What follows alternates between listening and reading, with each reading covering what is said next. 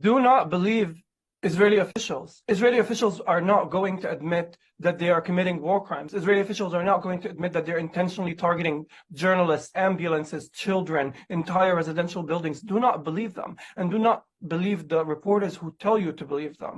Believe what you see, and what we see is very clear. The asymmetry of power is clear. The scale of devastation in the Gaza Strip is so stark, it cannot be denied or debated.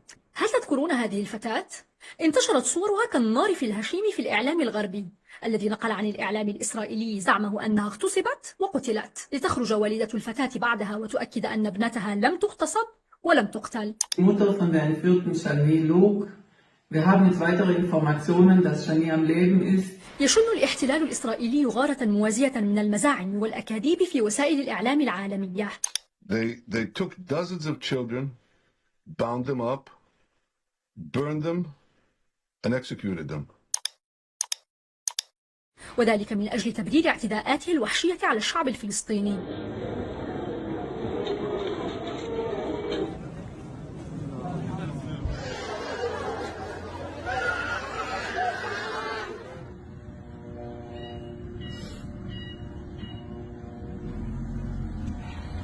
يسمى هذا بالهسبرة، وهي سلاح تستخدمه إسرائيل في هذه الحرب بهدف نزع إنسانية الفلسطينيين لتمرير سياساتها وتبرير جرائمها. نحن نلخمين بخيوط أدم ونحن نهاجم بيتين.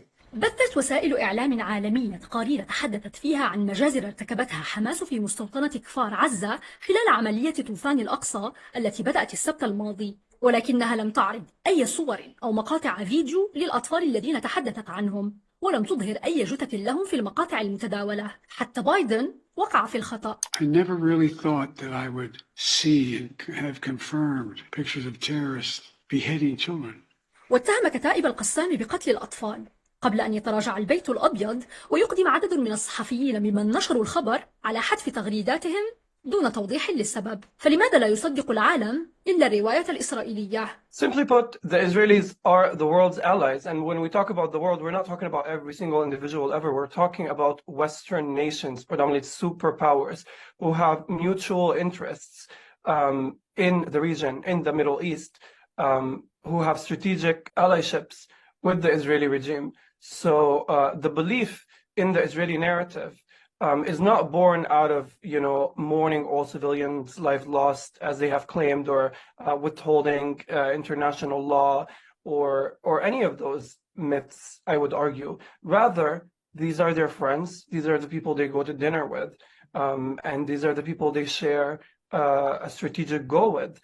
So it is in their best interest to go along with the Israeli narrative, because ultimately, for the United States, for example, to serve its colonial offshoot, for the UK to serve its colonial offshoot, they would ultimately be serving themselves as colonial entities, as imperialist entities.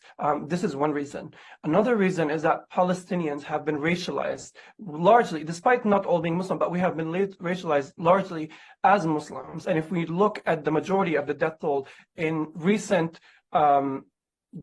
massive wars around the world, the majority of that death toll has been largely Muslims. And the ability of the Israeli PR machine, and also the US and the UK PR machine, to utilize Islamophobia and Islamophobic tropes to justify the ethnic cleansing of Palestinian people, to usher in the genocide of the Palestinian people, is alarming. It's absolutely terrifying, and it needs to be looked at critically. For example, we've had just today a CNN reporter, I hesitate to even call her a reporter, a CNN talking head, walk back and apologize for having stated with a lot of sadness that Hamas, quote unquote, has beheaded 40 Israeli babies. Now she is saying she cannot confirm it. But this is not just journalistic malpractice. This is her having blood on her hands. And we have seen this on and on again with multiple journalists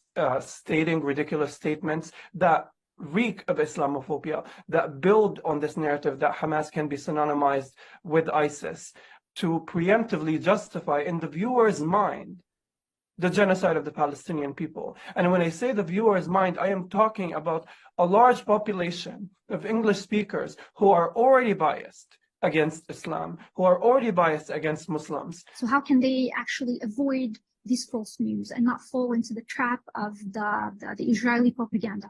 Obviously, we're not foolish. We look at the world around us and we see that any accusation of anti-Semitism is warranted all the time of day. It's warranted criminalization. It's warranted being fired from your job, being expelled from your school. And yet, most of this Islamophobia goes unchecked.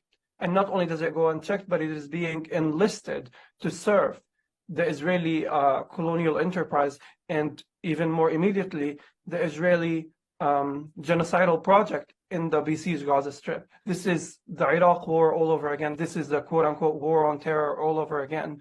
And the media has the bloodiest hands of them all.